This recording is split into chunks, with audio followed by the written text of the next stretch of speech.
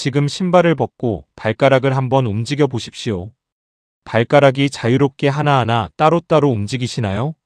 엄지발가락만 바닥에 붙인 채 나머지 네 발가락을 들어 올릴 수 있으신가요? 반대로 작은 발가락들은 바닥에 붙이고 엄지발가락만 위로 들 수 있으신가요? 이 간단한 동작을 해보셨을 때 발가락이 생각대로 움직이지 않는 분, 뻣뻣하거나 아파서 동작이 잘 안 되는 분이라면 지금 이 영상이 여러분에게 매우 중요한 경고가 될 수 있습니다. 발가락은 우리 몸에서 가장 무시당하는 부위 중 하나입니다. 매일 신발 속에 갇혀 있고 관심을 받는 것은 페디큐어를 바를 때 정도입니다. 하지만 세계적인 연구진들이 최근 수년간 발표한 연구들에서 충격적인 사실이 밝혀지고 있습니다. 발가락의 힘이 얼마나 강한가가 노년에 스스로 걸을 수 있는지, 낙상 없이 안전하게 이동할 수 있는지, 그리고 결국 얼마나 오래 독립적으로 살 수 있는지를 상당 부분 결정한다는 것입니다. 오늘 이 영상에서는 발가락이 왜 그토록 중요한지, 나이 들면 발가락에 무슨 일이 일어나는지, 그리고 지금 당장 시작할 수 있는 발가락 강화 운동들을 구체적으로 알려드리겠습니다. 먼저 숫자부터 살펴보겠습니다. 한국에서 65세 이상 노인의 낙상은 교통사고에 이어 사고 사망 원인 2위입니다. 낙상으로 고관절, 즉 엉덩이 관절이 골절된 경우 1년 내 사망률이 약 25%에 달하며 2년 내 사망률이 70%에 이른다는 통계도 보고되어 있습니다. 대한민국에서 고관절 골절을 경험한 노인의 1년 사망률이 일반 같은 연령대 사망률의 약 2.85배에 달한다는 연구 결과도 있습니다.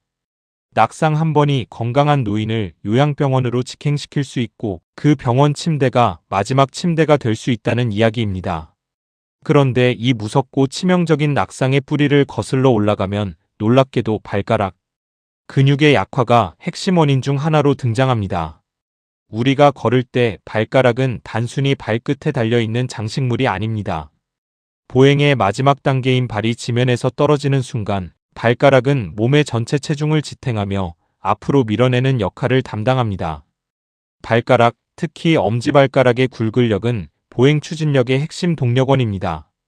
또한 우리가 서 있을 때 발가락은 마치 닷처럼 바닥을 잡아주어 자세 균형을 유지합니다. 이 발가락의 힘이 약해지면 보행 속도가 떨어지고 균형이 흔들리며 작은 충격에도 쉽게 넘어지게 됩니다. 발가락이 닫의 역할을 제대로 못하게 되는 순간 우리는 쉽게 흔들리는 배가 되는 것입니다. 국제 스포츠 물리치료학술지에 발표된 연구에서는 나이가 들면서 발가락 굴근력이 젊은 성인에 비해 약 35%에서 38%까지 감소한다는 사실이 확인되었습니다. 더욱 충격적인 것은 발가락 근력의 감소가 흔히 근감소증의 지표로 사용되는 악력, 즉 손을 쥐는 힘보다 더 일찍, 더 빠르게 일어난다는 점입니다. 2017년 발표된 연구에서 발가락 굴근력은 악력보다 이른 나이부터 감소하기 시작하며 체성분과 대사 상태를 반영하는 독립적인 노화 지표로 기능할 수 있다는 결론이 나왔습니다. 즉, 발가락이 약해진다는 것은 전신 노화가 이미 진행 중이라는 신호일 수 있습니다. 보행 속도와 수명의 관계도 주목해야 합니다. 65세 이상 노인에서 보행 속도가 느린 그룹의 사망률은 정상 보행 속도 그룹의 약 2.54배 높고 요양병원 입원율도 1.59배 높다는 국내 연구가 있습니다. 세계적인 연구진이 발표한 자료에서는 초당 0.8m 이하의 보행 속도가 기대 수명의 중간값 이하와 연관된다는 결론이 도출되었습니다. 한 연구에서는 75세를 기준으로 보행 속도에 따라 10년 생존율이 남성의 경우 19%에서 87%, 여성의 경우 35%에서 91%까지 차이가 났습니다. 보행 속도는 근육과 심폐기능, 신경계, 인지 기능이 모두 통합된 결과물이며 발가락의 추진력이 그 출발점입니다. 발가락 주변의 내재근, 즉 발 내부에 있는 작은 근육들이 약해지면 또 다른 문제가 발생합니다. 발의 아치, 즉 발바닥의 곡선이 무너지기 시작합니다. 아치가 무너지면 족저근막에 과도한 긴장이 가해지고 발 뒤꿈치와 발바닥 통증이 생깁니다. 이 통증은 걷기를 불편하게 만들고 걷기가 불편하면 활동량이 줄어들며 활동량이 줄어들면 근육 전체가 약해지는 악순환이 시작됩니다. 2024년에 발표된 연구에서는 발 내재근 강화 훈련이 노인의 균형 능력, 고유 감각, 즉 내 몸의 위치를 감지하는 감각을 유의미하게 향상시킨다는 결과가 확인되었습니다. 이 작은 근육들을 훈련하는 것이 낙상 예방의 핵심 전략이 될 수 있는 것입니다. 이제 실제로 어떤 운동을 해야 하는지 알려드리겠습니다. 지금 소개드리는 5가지 발가락 운동은 맨발로, 앉아서, 일어서서, 심지어 누워서도 할 수 있는 동작들입니다. 별도의 기구도 넓은 공간도 필요 없습니다. 의자에 앉아 텔레비전을 보면서도, 책상 앞에 앉아서도, 아침에 일어나기 전, 침대 위에서도 얼마든지 할 수 있습니다. 첫 번째 운동은 수건 잡기 운동입니다. 바닥에 작은 수건이나 종이 한 장을 펼쳐놓고 맨발로 발가락으로 집어서 들어 올리는 동작입니다. 엄지발가락 쪽으로 수건을 긁어 모아서 발바닥 아치 아래로 뭉치는 동작도 함께합니다. 이 운동은 발가락 굴근과 발 내재근을 직접적으로 활성화하는 가장 기본적인 훈련입니다. 1세트에 10회에서 15회를 기준으로 하루 3세트를 권장합니다. 처음에는 발이 금방 피곤해질 수 있는데 그것이 정상입니다. 이 근육들이 그동안 얼마나 일을 안 하고 있었는지를 보여주는 증거입니다. 두 번째 운동은 발가락 스프레딩, 즉 발가락 펼치기 운동입니다. 맨발 상태에서 발가락을 최대한 넓게 펼쳐서 발가락과 발가락 사이의 공간을 벌립니다. 이 상태를 3초간 유지하고 내립니다. 이 동작이 처음에는 매우 어색하고 잘 안 되시는 분들이 많습니다. 신발 속에 오랜 시간 압박되어 있던 발가락들이 굳어버렸기 때문입니다.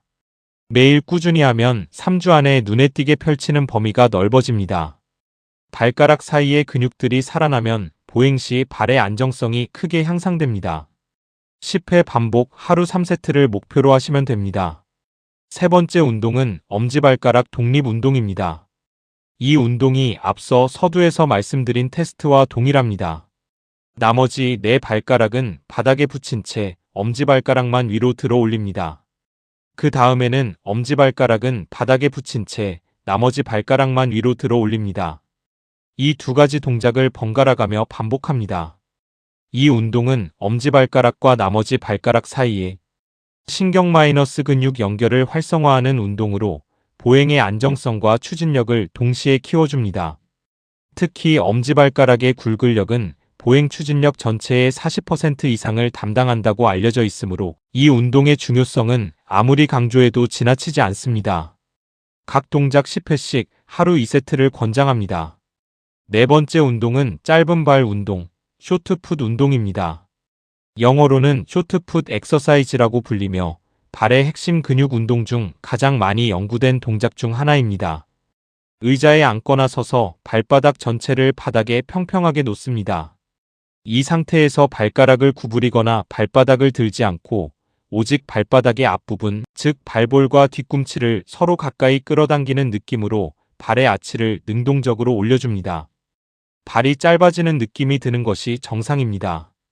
이 동작을 5초간 유지하고 풀어줍니다.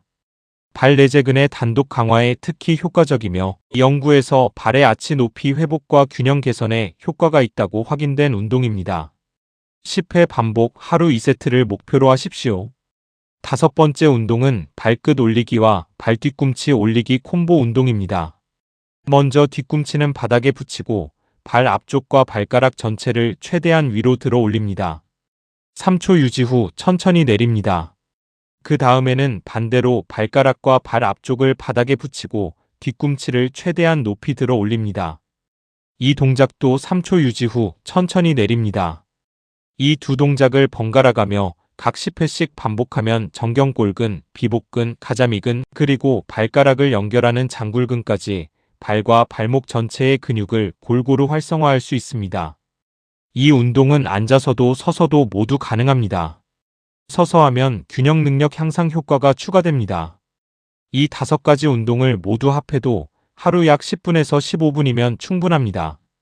중요한 것은 강도가 아니라 꾸준함입니다. 매일 또는 격일로 이 운동을 반복했을 때 임상적으로 의미 있는 발가락 근력 향상과 균형 능력 개선이 나타나기 시작하는 시점은 대략 4주에서 6주입니다. 처음 일주일은 동작 자체에 적응하는 시간으로 보십시오. 2주에서 3주가 지나면 수건 잡기가 수월해지고 발가락 스프레딩의 범위가 넓어지는 것을 느끼실 수 있습니다. 4주에서 6주가 지나면 걸을 때 발바닥이 더 단단하게 바닥을 디디는 느낌, 계단을 오를 때 발끝이 더 힘있게 밀어주는 느낌을 받으시는 분들이 많습니다. 한 가지 생활 습관도 함께 바꿔주시면 운동 효과가 배가 됩니다. 집 안에서 맨발로 생활하는 시간을 늘려보십시오. 두꺼운 양말이나 슬리퍼를 신고 있으면 발가락 근육은 거의 일을 하지 않습니다. 맨발로 서 있고 걸을 때 발가락이 자연스럽게 바닥을 잡으려 하면서 발 내재근이 지속적으로 활성화됩니다. 인도나 일본의 장수 지역 노인들 중 많은 수가 실내에서 맨발로 생활하는 문화권에 속해 있다는 점은 흥미로운 관찰입니다. 또한 신발 선택도 중요합니다. 발볼이 너무 좁은 신발, 굽이 높은 신발, 발가락을 강하게 압박하는 신발은 발가락 근육을 장기적으로 약화시킵니다. 발 앞쪽이 넓고 발가락이 자유롭게 움직일 수 있는 신발을 고르는 것이 발가락 건강의 기본입니다. 당장 구두나 하이힐을 포기하기 어렵다면 집에 돌아온 뒤에 오늘 소개드린 운동을 반드시 실행하여 압박으로 굳어진 발가락을 회복시켜 주십시오. 마지막으로 이 모든 이야기를 하나로 묶어드리겠습니다. 독립적인 보행 능력을 유지하는 것은 단순히 걸을 수 있다는 의미를 넘어 삶의 질과 존엄성의 문제입니다. 스스로 걸을 수 없게 되는 순간 의존성이 시작되고 의존성은 우울과 인지 저하를 가속화합니다. 발가락은 그 긴 여정의 가장 밑바닥, 문자 그대로 첫 번째 접촉점입니다. 발가락 근육을 지키는 것은 여러분이 매일 스스로의 힘으로 서 있을 수 있는 기반을 지키는 일입니다. 오늘 이 영상을 보신 후 바로 신발을 벗고 발가락 스프레딩 한 세트만 해보십시오. 10번이면 충분합니다. 그 10번이 여러분이 오늘 자신의 미래 건강을 위해 하는 가장 작고 강력한 투자가 될 것입니다. 이 영상이 도움이 되셨다면 구독과 좋아요를 눌러주시고 부모님이나 소중한 분들께 공유해 주시면 감사하겠습니다. 다음 영상에서 또 만나겠습니다.